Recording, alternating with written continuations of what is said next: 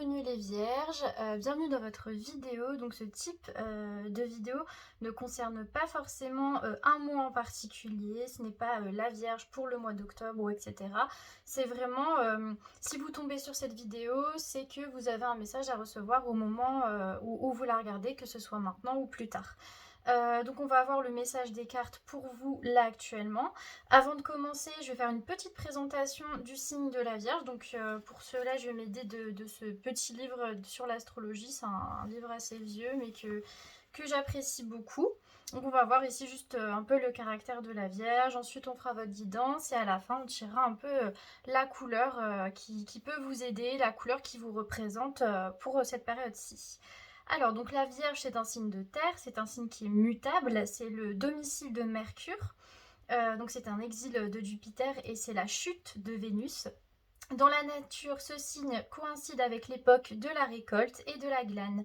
Chez l'homme, il est en analogie avec le sens utilitaire et pratique. Il représente l'artisan, le subalterne, le chercheur. Le jaspe et le péridot sont ses pierres, son jour est le mercredi et sa couleur est le vert foncé. Et le tempérament de la Vierge est un tempérament plutôt nerveux. Alors on va commencer tout de suite. Quel est le message pour vous là actuellement les vierges qui regardent cette vidéo? Quel est le message pour vous? Qu'est-ce qu'on vous dit les vierges là actuellement? Tac. Alors, le message des vierges, on réfléchit beaucoup, beaucoup on imagine quelque chose, surtout quelque chose en préparation. Les vierges, qu'est-ce qu'on nous dit pour vous là maintenant? D'accord, tac, tac, tac. Un besoin de vérité, peut-être une prise de décision, un nouveau projet, je sais pas. Ouais, il y a quelque chose qui s'est passé, qui a tout remis en question, j'ai l'impression. Oula, bah ça y est. Ouais, et effectivement, bizarrement, c'est quand je dis ça. Mais ouais, il y a quelque chose qui s'est passé, à mon avis, qui a un peu tout. Vous a un peu chamboulé, en fait, dans votre quotidien. Ça a été vraiment, il y a eu un avant, il y a eu un après. Alors, la Vierge, qu'est-ce qu'on peut me dire? Qu'est-ce qu'on peut me dire pour vous, là, actuellement? Je vais... Non, je vais pas toutes les prendre, c'est un peu abusé, 4 d'un coup là, juste me mettre bien comme ça. Allez, les vierges, voilà, nickel, quand c'est une comme ça j'aime bien. Une dernière peut-être? Une dernière pour les vierges, s'il vous plaît. Une dernière, non, pas 10 d'un coup. Une dernière, allez, une dernière pour les vierges. Bon, je vais en prendre 2. Peut-être un besoin de voyager, un besoin de grand espace. Ok, je vais mettre ça comme ça. Tac. On va compléter avec l'oracle. Alors, pourquoi le valet de coupe pour les vierges? Ouais, c'est ça. On est beaucoup dans la réflexion en ce moment. Beaucoup dans la réflexion. On aimerait... C'est comme si on voyait un projet de loin. Pourquoi le valet d'épée? D'accord. Pourquoi le 4 de bâton pour les vierges? Ok, il y en a 2. Tac, tac. Pourquoi la tour pour les vierges? Ok. Pourquoi le cavalier de coupe? Mais ça serait bien, j'en ai... Enfin, à chaque fois, j'ai deux cartes d'oracle. J'aime bien en avoir qu'une, mais bon. Pourquoi le 7 d'épée? Ok. Et pourquoi le 9 de coupe? Ok. Alors, pour les vierges, avec le valet de coupe, je vous montrerai la carte parce que vous ne la voyez pas. Donc avec le valet de coupe, on nous parle d'imagination, on nous parle vraiment, on est dans nos pensées quoi. On n'est pas forcément dans l'action là actuellement, on est plus dans l'imagination, on prévoit quelque chose. Avec penseur, c'est que c'est une période pour vous où justement vous êtes beaucoup dans votre tête, vous imaginez beaucoup les choses, vous avez besoin de... J'ai l'impression qu'il y a un projet en tête et il y a le besoin de le construire. Mais avant de le construire, on fait ça d'abord dans notre tête. On fait ça comment? En faisant en sorte que ce projet, déjà, je pense que c'est quelque chose de gros. C'est un gros projet, peut-être lié à un événement qui s'est passé par le passé, justement. Et on a besoin de courage, on a besoin de rassembler nos forces, on a besoin d'être sûr de nous. Du coup, on observe, on regarde, on s'informe, on étudie, on essaye de faire en sorte que ce projet soit le mieux pensé possible. C'est très vierge de toute façon, cette manière d'être, c'est vraiment très cérébral. On est très dans la tête. on a besoin d'analyser, on a besoin d'être sûr de nous et on prend notre courage à deux mains parce qu'on veut que le projet qu'on a, il se fasse de la plus bonne, enfin, il se fasse parfaitement en fait. Il y a vraiment cette logique d'être minutieux et c'est pour ça qu'on prend du temps justement à le préparer. Avec le valet d'épée et à la mer, ça nous parle de... En fait, ces actions-là, vous les faites un peu... vous en parlez pas forcément en fait, vous en parlez pas forcément parce qu'en fait c'est quelque chose qui est très important pour vous. J'ai l'impression que c'est quelque chose qui justement vous procure énormément d'émotions.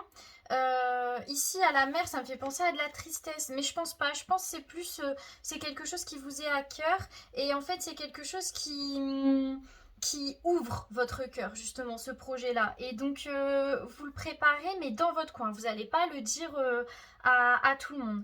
Avec le 4 de bâton, on nous parle ici de paix, de sérénité, avec être équitable, la croisée des chemins.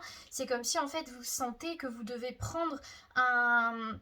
vous devez prendre un tournant, il y a un virage à faire et vous voulez que ça soit le plus équilibré possible. Et quand je dis ça, c'est que les cartes le confirment, c'est que vous faites bien de faire comme ça parce que vous cherchez justement le chemin qui soit le plus en adéquation avec vos valeurs, au-delà de ça, le chemin qui soit le plus paisible pour vous et pour vos proches et qui équilibre tous les domaines de votre vie. Ici, on a une femme qui tient une balance, on essaye de faire en sorte que la vie familiale, la vie professionnelle, tout s'équilibre en fait. Et on sait qu'on doit prendre un virage, on doit prendre une décision pour faire en sorte que tout s'équilibre et que tout soit en paix. Je répète beaucoup, mais c'est vraiment ces notions-là, hein, tout soit en paix dans notre quotidien.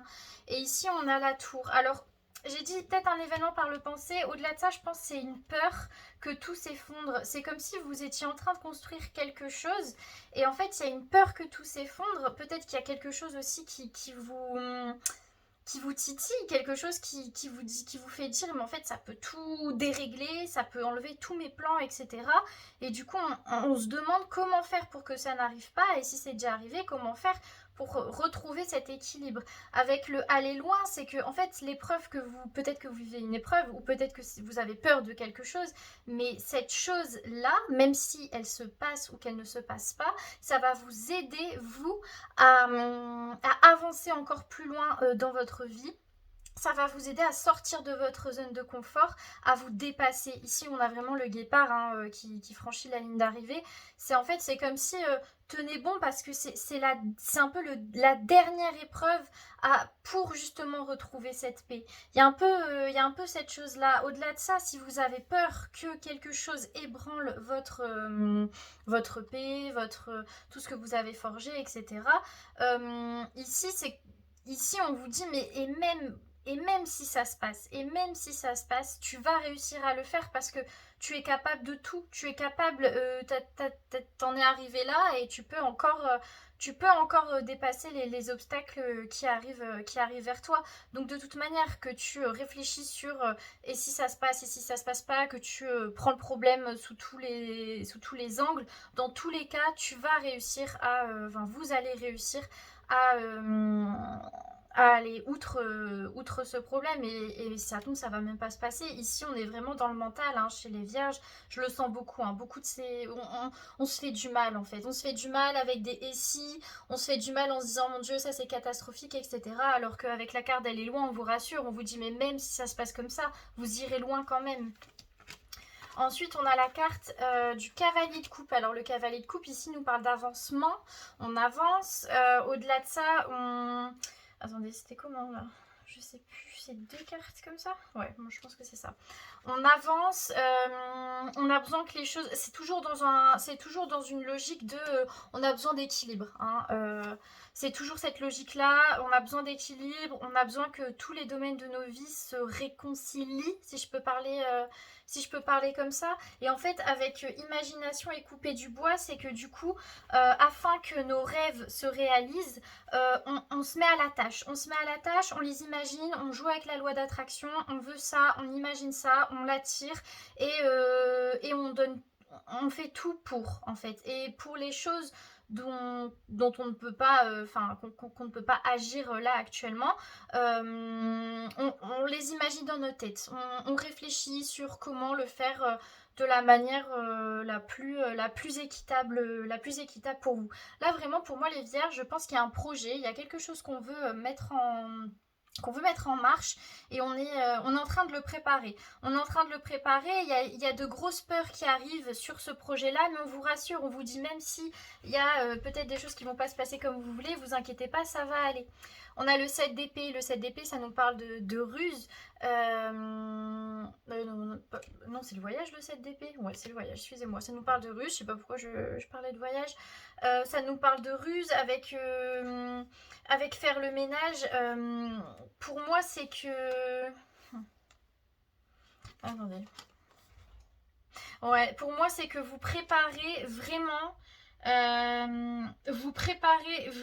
ce qui va arriver. Ce projet, c'est exactement ce que j'ai dit. Si vous faites en sorte que votre environnement soit stable, que tout soit propre, que tout soit carré, que tout soit clean, c'est très vierge hein, ce mode de fonctionnement, pour faire en sorte justement que ça se passe de la meilleure des manières et que on sache un peu, même si il y a quelque chose qui arrive et qu'on n'aime pas trop, bah, comme on avait tout préparé, comme on avait tout bien fait, on va amortir le choc en fait. Il y a vraiment ce côté-là. Il y a un besoin d'être sûr que tout est clean, que tout est propre, que tout est pensé, que tout est réfléchi. Avec le 9 de coupe, ça nous parle de succès.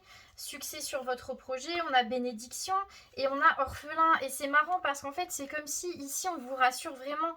En fait, le 9 de coupe, pour moi, c'est vous allez réussir ce projet. Vous allez réussir ce projet et ça va vous aider. Mais avec l'orphelin, c'est comme si ce projet, en même temps, il vous nourrit, mais il vous rend tellement fragile en même temps, en fait. C'est un projet qui un peu vous mange de l'intérieur hein, parce que vous y pensez beaucoup, ça vous demande beaucoup d'énergie et je pense que c'est pour ça qu'on vous parle d'équilibre.